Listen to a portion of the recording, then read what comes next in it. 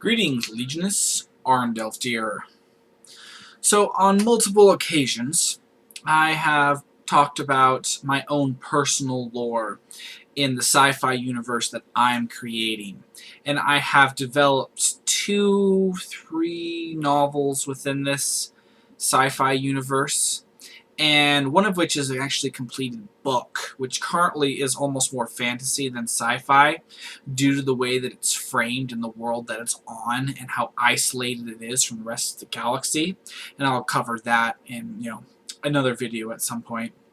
But in this one, I wanted to go over a tad bit of the history of the greatest vessels that were ever designed during the first spanning empire that took place in the main time frame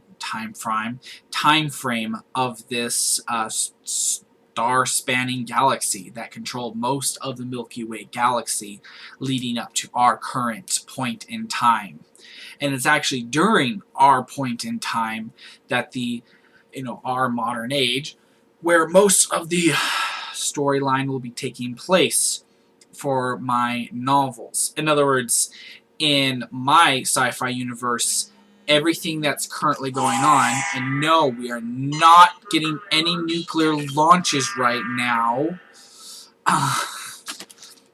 It would all be taking place right now. But yes, the ship I'm going to be covering today is the Arkanarius. And that's the design of the ship rather than the name of one of the individual ships of the design. Oh, bugger! More nuclear launches. Somebody doesn't want me to talk about this, trying to wipe me off of the map. Oh, it's too bad I got Penny here. She eats nuclear launches for breakfast. Just wagging her tail. Okay, so I'm going to go ahead and just read this off so I can kind of get y'all's feedback on this. And I will remind everyone that there have been some absolutely massive architectural designs out there for all kinds of different things, including in the Halo universe. They actually had whole planets designed. They even, well, what was that? There was even a shield world that had a star inside of it.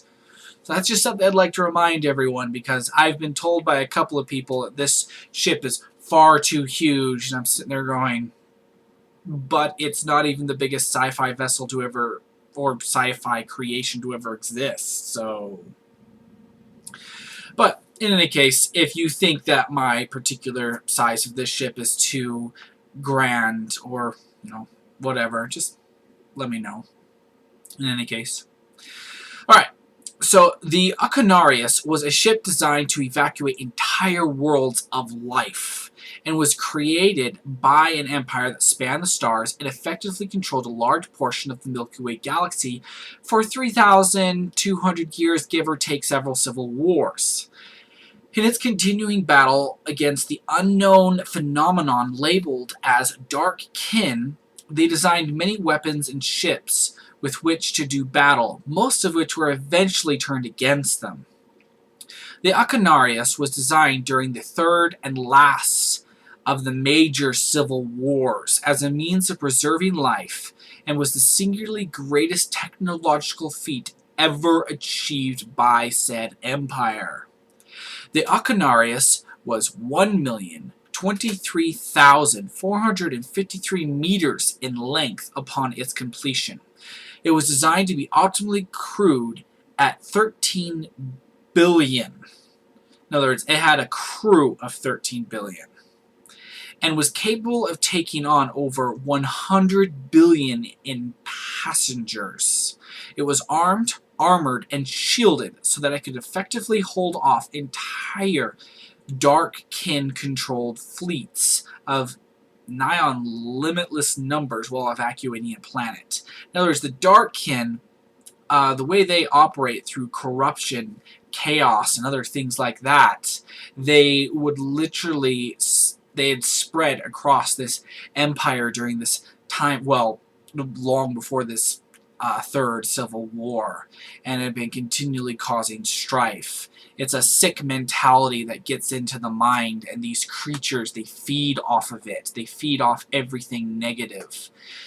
And during the particularly, the further you go down the path, eventually they can even possess you, which doesn't mean they get to take control of you by any means. It means that you have, unwittingly or not, submitted yourself to even greater amounts of their influence, and they feed off of you to an even greater degree.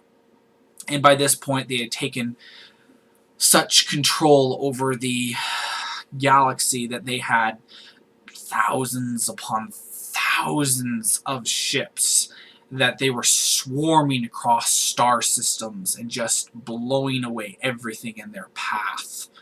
Within weeks, spanning into months, they are wiping out, desolating entire solar systems. But in any case, alright. So, yes, 3 ships of this design were ever constructed, and a 4th of similar design was also made, but its role was less defensive and more offensive in nature, and I'll cover that one in another video. The first ship ever successfully made and fully constructed was the Arendelft, and was immediately put into service in evacuating worlds in the main path of the Darkkin offensives. And shortly after my coming up with the name Arendelft, I actually had already been pondering the concept of this ship, and that name and that ship kind of came together. And for most of the existence of my sci-fi universe, it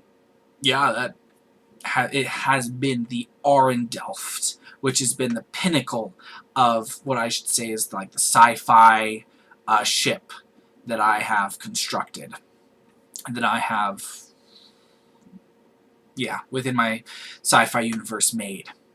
And, what was it? Oh, lost my train of thought. No, not a big deal.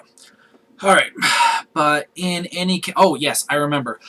I have, somewhat to my dismay, and I've talked about this before, found out that I actually don't think I created the name Arendelft. There's a 1-letter difference between it and a town within a sort of sci-fi universe called Newton by Isabel Carmody, or Carmody, however you pronounce it, where there is a town, a minor town, which the main character never even visits, called Arendelft, except instead of having an E in there, because mine's spelled, the first 4 letters are A-R-E-N, it's got an A in there, so it's A-R-A-N.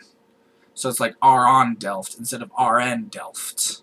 So, yeah, much to my dismay, I realized I might have actually picked it up from there, which bothers me a little bit because I'm very big on originality. But that's a story for another time. I digress. Alright. So this tipped the balance drastically during this phase of the Third Civil War, as up to this point the Darkkin forces had accumulated such numbers that they'd been simply dominating every battle they'd been in up to this point. And it was at the Battle of Calindris that they received their first taste of this world-saving vessel. A fleet of 400 ships of varying classes, but less than 50 capital ships, have been desperately trying to defend the world of Calindris against a fleet of over 4 times their size. Nearly 19,000 enemy vessels assailed them, of at least 300 were capital ships in varied states of repair. In other words, the Darkkin, they had to take, in order for them to take over a person in that way, there had to be far less discipline there. It was basically people who barely cared to keep their ships and lives and anything in a decent state of repair. So you had less discipline, you had less quality of troops, you had fanatics who were absolutely bent on destroying anyone who dared disagree or oppose them, but for all intents and purposes it was just this radical state of affairs where they barely kept their ships in check, which is, explaining why they would have so many ships but not keep them well repaired. Plus, they were bent on destroying things. In other words, they were more concerned with destroying shipyards where ships could possibly be repaired than in maintaining, defending said shipyards for their own uses. So, near the end of this Third Civil War, these people were practically devolving into mindless animals, for lack of a better term. Alright. And desperately fighting a retreating battle while attempting to orchestrate an evacuation of a massively populated world of over 48 billion, Admiral Ilkan Thonsis had been about to order the last of his fleet to retreat to high orbit around Calendris when sensors alerted him to a ship that had just entered high orbit behind him. So between him and Calendris, a ship had just appeared. In other words, just materialized behind him, of such size as to inspire terror in most of his remaining fleet. Cut off now from both sides, he'd been about to order a desperate attack on the ship of over 1 million meters in length when it had hailed him.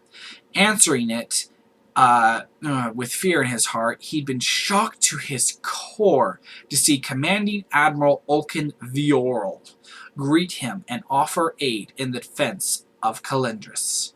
The joy Admiral Ulkan had felt in that moment could not be properly expressed, and he'd simply had to nod before he could utter the words, "Yes, Ulkan, by the stars, yes." It was at this time that the remainder of Ilkan's fleet took up a defensive posture in low orbit between the Arendelft and Calendris, and helped to support and defend its tens of thousands of Nauseam-class dropships, all of which was completely unnecessary, as the Arendelft alone effortlessly defended Calendris for the remainder of the battle, obliterating over half the enemy fleet as it attempted to swarm them.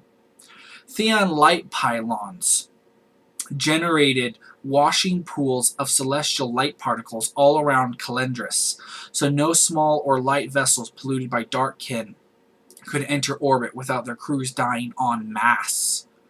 In other words, it essentially saturated the entire upper orbit around Calendris with celestial light particles, which the darkkin despise all forms of light, but most they despise what is referred to as the celestial light. In other words, white light, pure white light generated by what was rumored at the time to be called the celestial star, a star that could be seen from all corners of the galaxy. And I'll get more into that at another time, but the Arendelft literally had pylons that generated the same kind of light, and it was lethal to those who had literally fallen under the influence of the darkkin, and darkkin creatures themselves could not stand to be in, to enter into an area that had been saturated by said particles. Now this, I'll get more into that at another time, but this was a defensive measure only. These light pylons could not be used to, they could not fling it outward at the enemy to destroy them and their fleets and whatnot. In other words, they could saturate a planet's atmosphere with it as a defensive and temporary means, only so long as the Arendelft was there. But this only worked on smaller craft. In other words, if a capital class ship entered high orbit, it would have enough what is it? Basically, it's large enough and well shielded enough that it could put off said particles, and for the most part, especially deeper within the ship, could survive for long periods of time inside of these fields without its crew dying, which is why this defensive means was a temporary measure and not a means to an end. It wasn't the end all, but it was a powerful weapon the Arendelft used. But for dealing with larger ships, they used their Molchner luminescent cannons. The rounds would effortlessly tear through shields and holes alike before exploding once inside their targets to such an effective degree to even tear capital ships in half like children's toys before a tempest. The Arendelft had such a level of technology as to have never before been seen by any force in the galaxy before the Battle of Calendris, and such as it was over so quickly and decidedly that the Darkkin did not ever even return to Calendris, ever. Because never before had they encountered a level of technology like that. And Calendris was not directly in the main path of their offensive. It was off more in the border, which is why it was only a fleet of around 1,900 ships which attacked, instead of a fleet of far, far larger size. And it was the reason why the Arendelft was sent there instead of into the main path right away, is that this was a trial run. They wanted to see how the Arendelft would do, and they didn't want to send it into such a desperate situation where its full measures would be tested, and etc. And yeah, but in any case, it was a complete success. The Arendelft completely obliterated half the entire fleet before they finally decided, we can't get past this thing, and they turned around and ran. And so it was deemed a complete success, and all resources at that point from the remainder of the galaxy were continually still being pooled into generating the last 2 ships of this design, and then the very last ship, which was more of an offensive ship than it was defensive. And to basically spell that out is it had all the weapons the Arendelft did, but instead of being able to take on massive amounts of population from planets, it was geared out with even greater weapons, including one massive, absolutely massive weapon, which was fully capable of wiping out entire enemy fleets of thousands upon thousands of ships. And however, that ship, unfortunately, something ended up happening to it before it could turn the tide of the war. And but in any case, that's all for a later time. I'd love to know what everybody thinks. What did you think of this description of the Arendelft, of the Arkanarius Class?